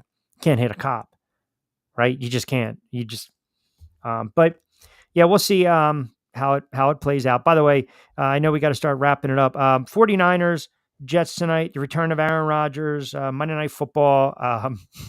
Hold on. Yeah. Before I was going to say, hopefully he goes more than 4 offensive snaps. Yeah. What do you got? I wanted, since you had brought up earlier, and me busy doing also different types of research here, but also I want to know, and I would love Damon's input, Damon from AC, because this to me, I listen, Neon Dion, whatever, this here, I just want to know if anybody makes any kind of sense on what he says here. So I'm going to play this, and I want to get your thoughts, and Damon from AC, if he's still listening. All right, let's just address the elephant in the room. I can only speak with y'all for a few minutes tonight because Child Protective Services is going to track me down for what happened to Shedeur tonight. Shedeur was getting hit so hard, I have expected gold rings to start shooting out of his body. Anyway, tonight is just the latest example that having Shedeur and Travis Hunter on this roster is like parking a Lamborghini in front of a double wide. All right, let's I don't want to hear it anymore. I'm telling you, but this is what I mean. This is what I mean. Now, this would have been good fodder when we were talking the friggin' Deion Sanders segment, not 5 o'clock when we're getting ready to go. Your timing is not impeccable, my friend. No, but this is what I mean. He's all sauce. No sizzle. It's ridiculous. He's only concerned about Deion and his kid. He does not give a shit about the university or the team. He doesn't, because he knows where the bread's going to be buttered. That's it. And it's a physical friggin' game. It's a physical game of football, no doubt. Joey B. Dion's a clown. Kid plays football. His kid plays a physical game. Nebraska did what they're supposed to do. Yeah. Yep. There you go, right there. It's all about keeping Shedeur draft worthy. That is nail. My daughter said I can't play the fight song. I need to play John Cicada. John Cicada, right? Exactly. I don't want to wait a day. Yep. Na, na, na, na, na. That's all right, Joey. But you came in and you added a little bit to the show as we are starting to close it out. Yeah, I don't. If it goes south with Colorado, then you might see him bolt. Maybe Florida State. I don't know. But I agree, man. As long as the cash cow is running and the draft stock and he's in the spotlight, then get used to some of those comments. All right, tonight, real quick.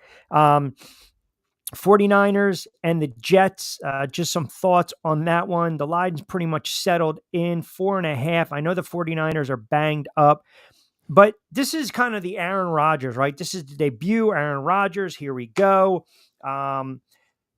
Everyone, if you're a Jet fan, you've been waiting for Aaron Rodgers to come back to play football. Hopefully it's more than 4 snaps.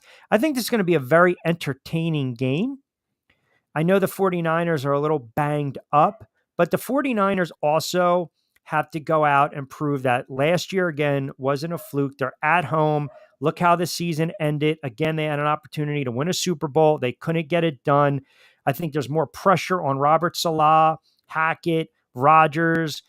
Tonight's kind of an enjoyable game. I don't have a play. I don't have a dog in the fight in this game, but as I mentioned, 49ers laying 4.5. The total is 43.5. All right, got to start wrapping it up. Excellent stuff with the engagement from you guys as well. As always on the text board, 727-858-6650. You guys have been fantastic. A substantial amount of eyeballs on today's show. Don't forget, you can follow us on X at CSN Florida. Don't forget, follow Pete Shepard. He starts everything off. Pete Shepard Show Monday to Friday from 7 to 10. And yes, the listeners today, we appreciate you guys as always. Have a wonderful Sports Monday. Busy show on Wednesday. Lloyd Vance is going to join us for Vance's View. We are also trying to book Brooke Goff, who is a attorney. She also does, believe it or not, a little fantasy football on the side. She's the founding partner and CEO of Goff Law Group. I want to give a little more insight on the Tyreek Hill situation as well. And then later in the week, Costco, Vance on a Friday, Jovan Alford, and we're going to do a little fantasy football too later on in the week. And we'll probably do extended time on Wednesdays and Friday show. We had a lot of fun doing that as well. But don't forget, Pete Shepard, 7 to 10, Monday to Friday, Martinez and Company, Monday, Wednesday, Friday from 10 to 12, and then myself, The Drive with Q, from 3 to 5. And we like to bleed over a little bit during the NFL season. You guys out there as well. Download the app, SR1029, The Game. As always, we're powered by Coastal Sports Network. Appreciate our sponsors, Zen Concepts, Acorn Oak, and Play It Again Sports. Enjoy Monday Night Football, and we'll dive into a little baseball too on Wednesday. We'll try to grab Steve Gardner. Have a good Sports Monday. As always, be safe, be sound. Angel Martinez behind the glass producing show, keeping us on the air. And of course, I'm Rich Quinones. Have a good Sports Wednesday. That's the next time we will talk to you. Enjoy tomorrow. Enjoy Monday Night Football. We'll put our plays out too a little earlier this week once the lines settle. A lot of you guys were asking me about that. I'll get them on Facebook. I'll get them on X. We'll put them on YouTube. We're going to start doing some IG shorts as well. You can follow me there at Rich Q on Q. So until then, as always, be safe, be sound. Hasta luego, buen día.